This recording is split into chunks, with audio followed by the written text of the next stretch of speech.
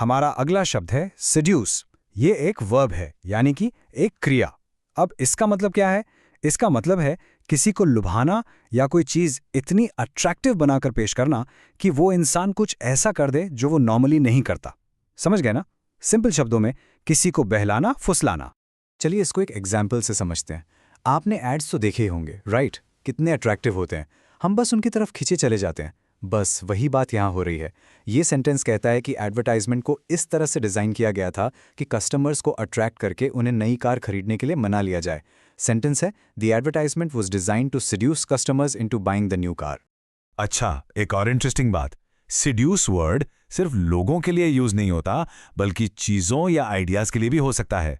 जैसे इस सेंटेंस को देखिए, यहाँ एक डिजाइन की बात हो रही है। मतलब वो जो मिनिमलिस्ट डिजाइन था ना, उसकी सिंपल सी खूबसूरती ने उसको इतना आकर्षित किया, इतना प्रभावित कर दिया कि वो उसकी तरफ खिंच गया। चलिए पूरा सेंटेंस सुन दें। He was seduced by the simple elegance of the minimalist design. आपने पॉलिटिशियंस की स्पीचेस तो सुनी ही होंगी, वो बड़े बड़े वादे करते हैं, है ना? तो ये वर्ड वहां भी बिल्कुल फिट बैठता है। इस सेंटेंस में भी कुछ ऐसा ही हो रहा है। एक पॉलिटिशियन अपनी स्पीच से जनता को एक बेहतर फ्यूचर के वादे करके लुभाने की कोशिश कर रहा है। मतलब अट्रैक्टिव प्रोमिसेस का इस्तेमाल किया जा रहा है। इंग्लिश में सेंटेंस है, the politician speech try to seduce the public with promises of a brighter future.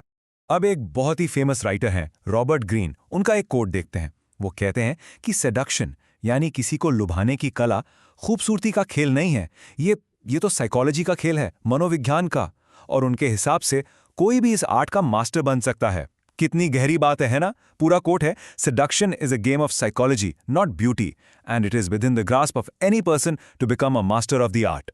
Okay, तो अब टाइम है कुछ सिनोनिम्स और एंटोनिम्स का। सिनोनिम्स यानी वो शब्द जिनका मतलब seduce जैसा ही है, तो वो है allure, tempt, entice और charm।